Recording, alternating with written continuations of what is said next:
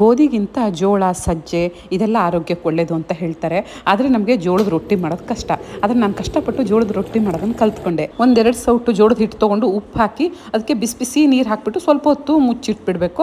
ಆಮೇಲೆ ನೀಟಾಗಿ ಬಿಸಿನೀರಲ್ಲೇ ಸ್ವಲ್ಪ ಗಟ್ಟಿಯಾಗಿ ಕಲಿಸ್ಕೊಂಡು ಅದೊಂಥರ ಅಂಟು ಥರ ಬರುತ್ತೆ. ಈ ಥರ ತಿಕ್ಕಿದಾಗ ಸಣ್ಣ ಸಣ್ಣ ಉಂಡೆ ಮಾಡಿಕೊಂಡು ಈ ರೊಟ್ಟಿ ಪ್ರೆಸ್ ಮಾಡೋದು ಬರುತ್ತಲ್ಲ ಅದರಲ್ಲಿ ಮಾಡೋಣ ಅಂತ ತಯಾರಿ ಮಾಡ್ತಾಯಿದ್ದೀನಿ. ಈ ಥರ ಒಂದೆರಡು ಪೇಪರ್ ಕಟ್ ಮಾಡಿ ಇಟ್ಕೊಂಡಿದ್ದೀನಿ. ಸ್ವಲ್ಪ ಅದಕ್ಕೆ ಎಣ್ಣೆ ಹಚ್ಚಿಬಿಟ್ಟು ಈ ಥರ ರೊಟ್ಟಿ ಪ್ರೆಸ್ಸರಲ್ಲಿ ಇಟ್ಬಿಟ್ಟು ಈ ಥರ ತಿರುಗಿಸ್ಬಿಟ್ರೆ ಒಂದು ಒಳ್ಳೆ ಜೋಳದ ರೊಟ್ಟಿ ತುಂಬ ಈಸಿಯಾಗಿ ರೆಡಿ ಆಗುತ್ತೆ. ಸ್ವಲ್ಪ ದಪ್ಪ ಆಗುತ್ತೆ, ಆದರೆ ಇನ್ನೊಂದ್ಸಲ ಪ್ರೆಸ್ ಮಾಡಿದ್ರೆ ತೆಳ್ಳು ಕೂಡ ಆಗುತ್ತೆ. ಡಯಟ್ ಮಾಡೋರಿಗೆ, ಶುಗರ್ ಇರೋರಿಗೆಲ್ಲ ಜೋಳನೇ ಒಳ್ಳೇದು ಅಂತ ಹೇಳ್ತಾರೆ, ಜೋಳ ಮತ್ತು ಸಜ್ಜೆ. ನೋಡಿ ಇವಾಗ ತಟ್ಟಲಿಕ್ಕೆ ಅಂತ ಪ್ರಯತ್ನ ಮಾಡಿದೆ. ಇದು ಕೂಡ ತುಂಬ ಕಷ್ಟಪಟ್ಟೆ, ಆಮೇಲೆ ಬಂತದು. ಆದರೆ ಅಷ್ಟು ಪರ್ಫೆಕ್ಷನ್ ಇಲ್ಲ. ಸ್ವಲ್ಪ ಲಟ್ಟಣಿಕೆ ತೊಗೊಂಡು ಈ ಥರನೂ ಮಾಡಿದೆ, ಸ್ವಲ್ಪ ಒತ್ಬಿಟ್ಟು ಆಮೇಲೆ ಬಿಸಿ ತವ ಮೇಲೆ ಹಾಕಿ ಸ್ವಲ್ಪ ಈ ಥರ ಬಟ್ಟೆ ತೊಗೊಂಡ್ರೆ ಅದು ಉಬ್ಬುತ್ತೆ. ಆಮೇಲೆ ಡೈರೆಕ್ಟ್ ಫ್ಲೇಮ್ ಮೇಲೂ ಹಾಕಿಬಿಟ್ರೆ ಒಂದೊಳ್ಳೆ ಜೋಳದ ರೊಟ್ಟಿ ರೆಡಿ ಆಗುತ್ತೆ ಮಧ್ಯಾಹ್ನ.